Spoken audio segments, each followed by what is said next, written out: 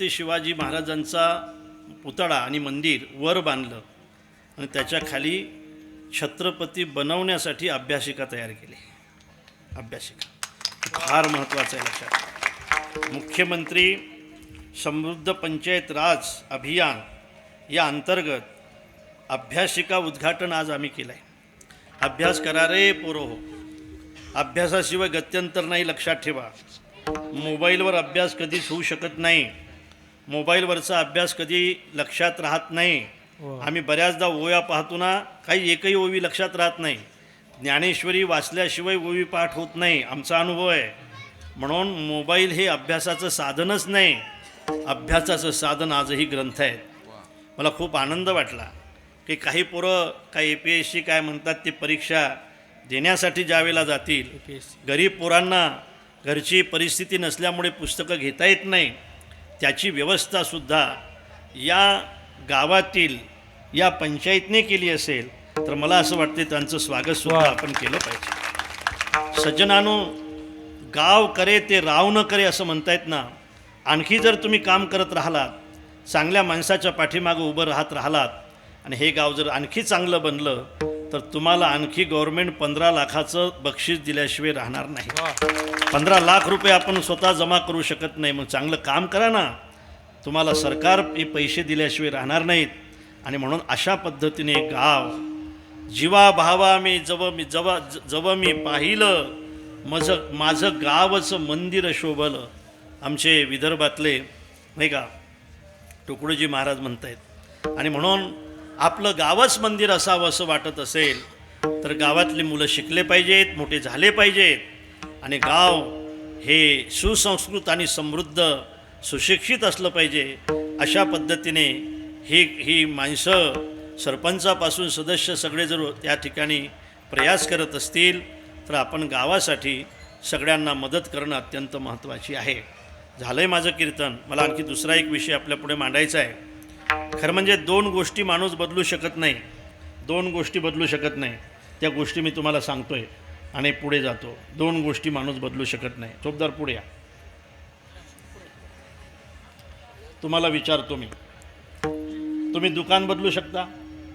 या दुकानावर उधारी झाली की दुसरं दुकान जाऊ शकता तुम्ही? जाऊ शकता. दुकान बदलू शकता? हो म्हणा. हो म्हणणं. हो हा काय म्हणतो? हो म्हण फक्त. हो. तुम्ही घड्याळ बदलू शकता? बदलू शकता. तुम्ही मोबाईल बदलू शकता? तुम्ही कपडे फाटल्यानंतर कपडे बदलू शकता? हो म्हणा. हो आहे ना. हा.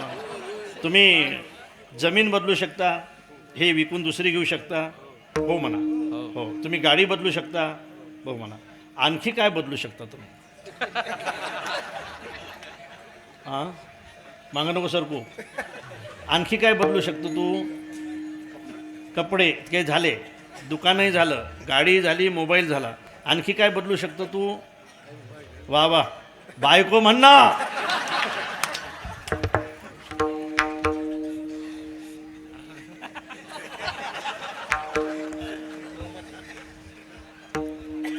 आहे ना, बदलू शकतो ना. अरे बदलू नको, गंमत मान. बदलू शकतो ना. घाबरते असू द्या.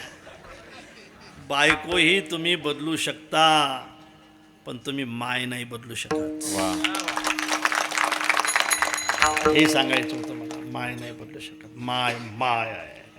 माय नाही बदलू शकत महाराज तुम्ही. 2 गोष्टी तुम्ही बदलू शकत नाही. एक माय, एक जननी आणि दुसरी जन्मभूमी. जननी जन्मभूमीश स्वर्गादपि गरीयसी अपि सुवर्णमयी लंका न मे लक्ष्मण रोचते. जननी जन्मभूमीश स्वर्गादपि गरीयसी. म्हणून जननी आणि जन्मभूमी नाही बदलू शकत तुम्ही. कोणी असू द्या, किती मोठा असू द्या, त्याला मायचं नाव विचारल्यानंतर त्या मायचंच नाव सांगावं लागतं की ज्याने जन्म दिला असेल. दुसरे नाही सांगतायत. बरोबर आहे ना माझं? बरोबर आहे. जननी बदलू शकत नाही, तुम्ही जन्मभूमी बदलू शकत नाही. आणि म्हणून जननी जन्मभूमीश स्वर्गादपि गरीयसी. आणि अशा अर्थाने आज मी तुमच्या पुढे जननीचं आणि जन्मभूमीचं ऋण फेडण्याची संधी मिळाली. घालवू नका. मी अभंगाचा भाव तुमच्या पुढे मांडला. आमदार साहेब आलेत. या.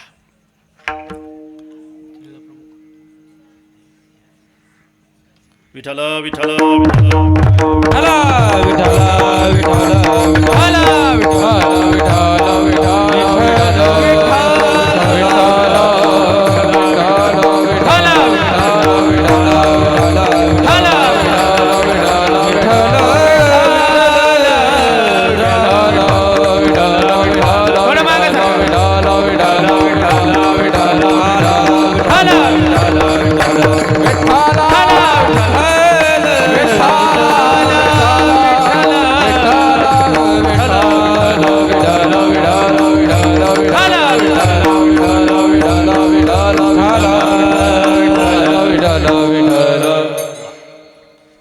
बरोबर 9:15 आले साहेब तुम्ही. आम्हाला असं वाटलं व हे वेळेवर येतात का नाही, पण वेळेवर आलाच. कांदे भाऊ, आपण आपलं नाव महाराष्ट्रामध्ये प्रसिद्ध आहे. सगळे लोक ओळखत आहेत आपल्याला, आम्ही सुद्धा ओळखतो. आणि म्हणून आपण सगळेजण शिवजयंती साजरी करतो.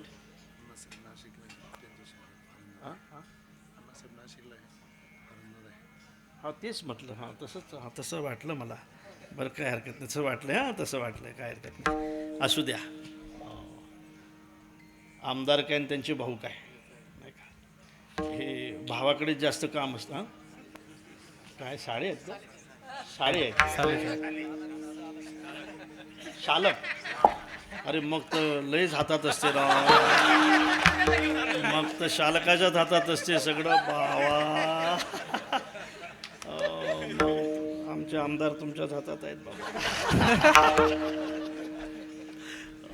शालक म्हटल्यावर तर मग त्याचाच हक्क आहे. चला, विषय असा आहे, आपण सगळ्यांनी तो स्वीकारावा अशी माझी विनंती आहे. आणखी मी 15 मिनटं तुमचे घेणार आहे. स्वानंद सुखनिवासी जोग महाराज यांची संस्था आळंदीला आहे. 1917 साली त्या संस्थेची स्थापना झाली. संस्थेचा नेम असा आहे की विद्यार्थ्याला फी नाही आणि शिक्षकाला मानधन नाही. बरोबर आहे ना रे? हो. आमचा बापूसुद्धा त्या संस्थेचा विद्यार्थी आहे, इथेही असतील काही, हो आहे ना. आणि त्या संस्थेमध्ये माधुगिरीची पद्धत आहे. माधुगिरी आणायची, 10 घरं, 1 जण जायचं, 10ची माधुगिरी आणायची, 10ने जेवण करायचं. आजही तीच पद्धत आहे. पण आजही मुलांना एका टाईमचीच माधुगिरी भेटते. संध्याकाळची जेवणाची आजही पंचायत आहे, आजही आहे, आजही आहे. म्हणून संस्थेने रोज मुलांना जेवण द्यायचं. मुलांनी म्हणजे कीर्तनकारांना, बरं मुलांनी म्हणजे हे कीर्तनकार भविष्यामध्ये जे बनणार आहेत त्यांना भोजन द्यायचं संस्थेने ठरवलेलं आहे. आणि त्या ठिकाणी त्या भोजनासाठी आपण निधी संकलन करतो. भोजन देण्यासाठी रोज 21,000 रुपये संस्थेला लागतात रोज. आणि संस्थेमध्ये कधी त्या ठिकाणी ही व्यवस्था नव्हती. आम्हाला साहेब, आमची संस्था कुणाकडे काही याचना केली नाही आजपर्यंत, पण आता जरा गरज पडली म्हणून मी आपल्यापुढे याचना करतो की त्या ठिकाणी रोज 21,000 रुपये आम्ही सरासरी खर्च काढला एवढा लागतो. संस्था एवढा खर्च करू शकत नाही, कारण संस्थेला व्याज भेटते 12 लाख रुपये आणि खर्च होतो 42-45 लाख रुपये. जी संस्था गेल्या 109 वर्षापासून आपल्याला कीर्तनकार देते. परंपरेने आपण सगळे संस्थेचेच कीर्तनकार आहोत, परंपरेने. आता मी सुद्धा परंपरेने संस्थेचाच विद्यार्थी आहे, परंपरेने. महाराज, आपण सुद्धा परंपरेने कुठंतरी संस्थेचेच आहोत. आणि म्हणून आपलं ते मूळ आहे. 109 वर्षापासून जी संस्था अनेक कीर्तनकारांना आपल्याला दिलं, त्याने मला मोठे नावं सांगायचे असतील तर वैकुंठवासी विठ्ठल बाबा चौधरी हे संस्थेचे विद्यार्थी, वैकुंठवासी आणखी नथुशिंग बाबा हे सुद्धा संस्थेचे विद्यार्थी, शिंपी बाबा हे सुद्धा संस्थेचे विद्यार्थी, माधव बाबा हे सुद्धा संस्थेचे विद्यार्थी. हे सगळे विद्यार्थी आहेत संस्थेचे. एवढे मोठे मोठे महात्मे या महाराष्ट्राला देण्याचं काम जर कोणी केलं असते तर संस्थेने केलं. मी नक्की सांगेल तुम्हाला, या महाराष्ट्रामध्ये कीर्तन परंपरा जर नसती तर फार मोठं नुकसान झालं असतं. बघा, आजही महाराष्ट्र शांत आहे. हे सगळे जर उपकार कोणाचे असतील तर हे वारकऱ्यांचे उपकार आहेत, हे कीर्तनकाराचे आणि कीर्तनाचे उपकार आहेत. आणि या कीर्तनाला तयार करण्याचे उपकार जर कोणाचे असतील तर ते जोग महाराजांचे आहेत. आणि म्हणून जोग महाराजांच्या संस्थेमध्ये अन्नदानाची व्यवस्था चालू आहे. मी आपल्यापुढे प्रार्थना करतो की त्या व्यवस्थेमध्ये जर कोणाला सामील होण्याची इच्छा असेल तर रिसर सरपंच साहेब आमची पावती आहे